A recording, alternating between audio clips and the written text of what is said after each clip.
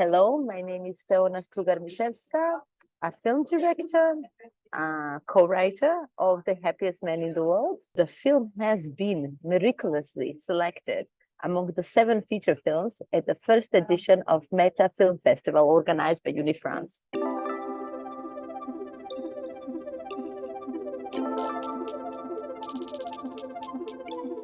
This is a story of people looking for love, but also it is a story about living in war 30 years later. And it's about people, well, trying to live normal lives and living with all the wounds of what it means to live through war. Because war, eventually, deeply, is sort of like a disease that enters in your body. Reci mi, jesi radio ovo ranije? Ne, ovo mi je prvi put. Aha, okej. Pitanje broj 1. Koja je vaša omiljena boja? Ljubičasta. Plava. Pitanje broj 2. Koje je vaše omiljeno godišnje doba? Proljeće. I moje je proljeće. Živimo u istom gradu, slični smo godina, oboje smo nesretni. Ja sam sretna. Šta?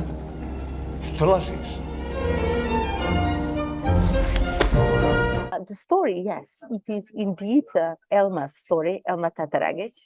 During the war, she was injured, shot at. She ended up in coma.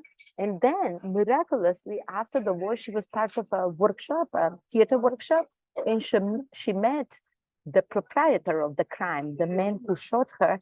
And actually, it's such a miraculous story that only can happen in real life. If you invent this story that you would meet the person who shot you, you would say, come on. I mean, if you would say, it's not possible, you know, it doesn't happen. But yet, life does offer us this kind of opportunities. She knew that she wanted to make a film about it, to talk about this, because what happened to her, meeting this man, it was a very, very unique experience because this man was her age. They had the same cultural references, such a confusing meeting because it could have been her friend or even her, her lover partner, yet it is somebody who, well, tried to kill her. So yes, she told me this story, and then slowly through the years, I had worked with Elma already. I have done 3 films, I think, with her. So at one moment, we ended up coming with the right form, exactly, the right package of how to lure the audience to see this primarily difficult story. And this is why we came up with the whole concept of dating games, speed dating. This is why we put the story into a one day, because when something happens in one day, there is a certain urgency within this. So we used all the tricks how to lure the audience in. Asja Lekić. Yes. Molim vas. Izvolite, broj 12, lucky number. Okej. Vi već znate ime vašeg partnera, Da. tako? Sami ste se ugovorili. Preko nismo li? platforme, jes. Super. Benefit tehnologija, zar ne volite internet? Valjda. Znači, hajde da se zabavimo. Dobro. Vaš bedž, molim vas svi da stavite bedževe. I molim vas, obucite svi ovo. Eto, kao ovaj gospodin. Molim vas, obucite ovo. Naravno, preko odeće. Svi obucite sada to. A zašto? Vjerujemo da uniforme potiču sudionike da slijede pravila i upoti. Na taj način sudionici imaju korist od povećane koncentracije, a samim time dolazimo i do boljih rezultata. Dobro? I'm Macedonian. I come from Skopje. So yes, Skopje, Macedonia is part of ex-Yugoslavia, but I never lived the war. Contrary to that, Jelena and Adnan were there. So they were there during the siege of Sarajevo. They were there during the hard times, and most of the cast. I really had nothing to explain.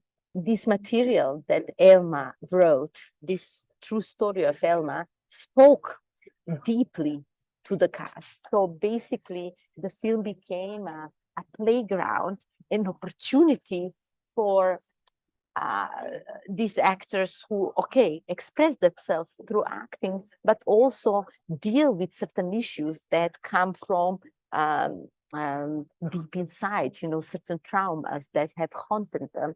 I had to do a lot of research. When I came into the project, I thought, of course, I can do this project. I come from ex-Yugoslavia. I know everything about it. And as we were doing research and going deeper and deeper into the material, I actually realized my proper ignorance. You don't know war until you live war. And I'm not saying that we have to all live war. This is why we make art. This is why we make cinema. This is why we told the story of the happiest man in the world, in order to bring the closest possible to the audience this feeling of devastation, of what it means to live through such an experience. I just did the casting. We did a long casting. We saw everybody from Bosnia, from each side, most of ex-Yugoslavia. And what was very important is because they are the both main characters, Jelena and Adnan, they are at the opposite, they are the contrary. One is the victim, one is the violeur, the nemesis, no? But it was very interesting to actually, within this, to work about this sameness they both have, and which came from the actual experience of Elma, to show that actually these people could have been best friends. And it is the circumstances that pull them apart. And it's due to these circumstances they can never be anything else.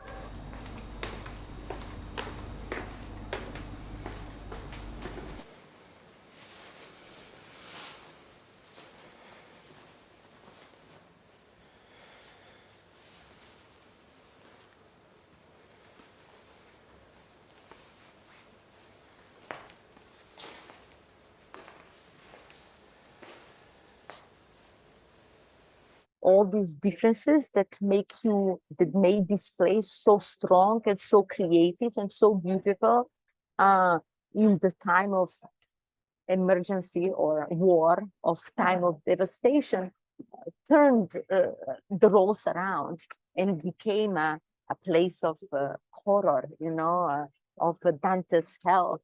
It was important to go into the details of what it means to live in such an environment and how it affects you and how people react. The world is so diverse.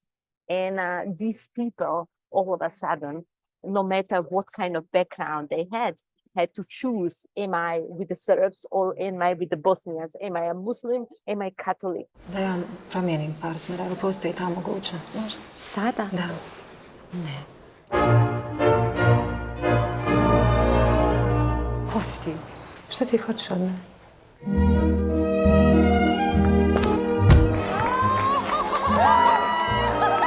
Da sam ja najsrećniji čovjek na svijetu. 2 weeks before shooting, nobody can leave the set. So we do rehearsals on the set itself, and then we start shooting. And if you are in the scene, you cannot leave the set. Every day I would come on the set, I would say, you don't look for the camera will find you, which means that everybody has to act at all times. In the beginning, it was very difficult, especially for more experienced actors. They're like, what is this? Like, why is the camera not on me and then on you? I'm like, no. And then it became like this massive, beautiful animal. Everybody, we were like musketeers, all for one for all.